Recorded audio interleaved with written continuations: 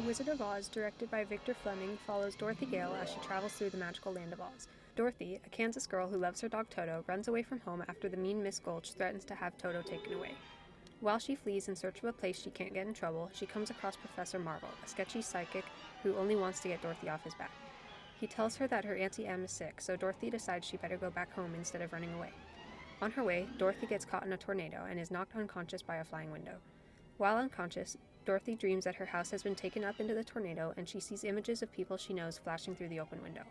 Although it doesn't look very lifelike compared to today's CGI abilities, the movement of the camera in the house does make it feel like Dorothy and Toto are blowing away through the sky.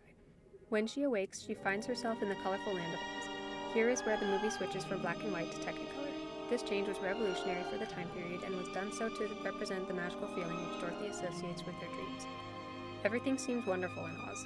Glinda, the Good Witch of the North, visits Dorothy and introduces her to the Munchkins, the cheerful residents of Munchkinland. Here's where Dorothy meets the Wicked Witch of the West, a green woman with an even greener soul. She sees that Dorothy's house has landed on and killed her sister, the Wicked Witch of the East. When she goes to grab her sister's ruby slippers, the legs shrivel up and the shoes are transferred onto Dorothy's feet.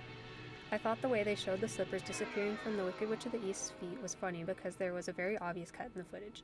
There was also an interesting moment in the special effects when the Wicked Witch disappeared in a cloud of smoke and fire because you can see the trapdoor she is standing on. Once the Wicked Witch is gone, Dorothy is free to travel to Emerald City. My favorite part of the movie is when the Munchkins see her off down the yellow brick road. They sing a song as Dorothy skips down the path, and everything seems so happy and perfect.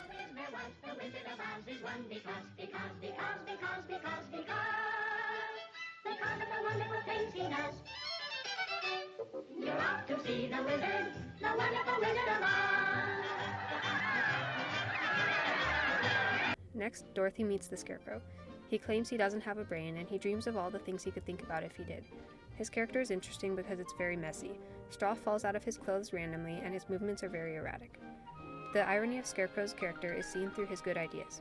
He says he lacks a brain, yet he's the smartest of them all. Next, Dorothy meets the Tin Man, who wants a heart.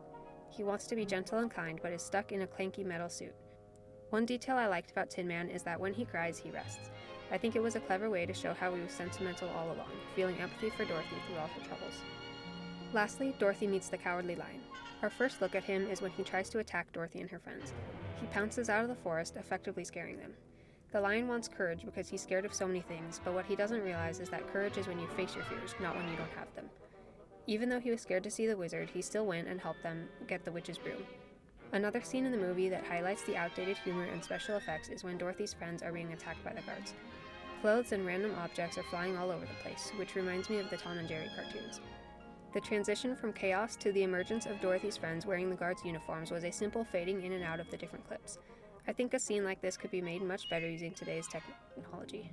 The melting of the Wicked Witch also very clearly utilized a trapdoor, which made her death take a little longer than it should have, in my opinion. Who thought a good little girl like you could destroy my beautiful wickedness?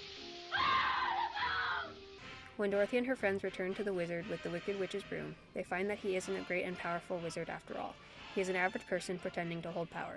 I think this relates strongly to our society because so often we see the government as big and powerful, but there are things about it which aren't all that great.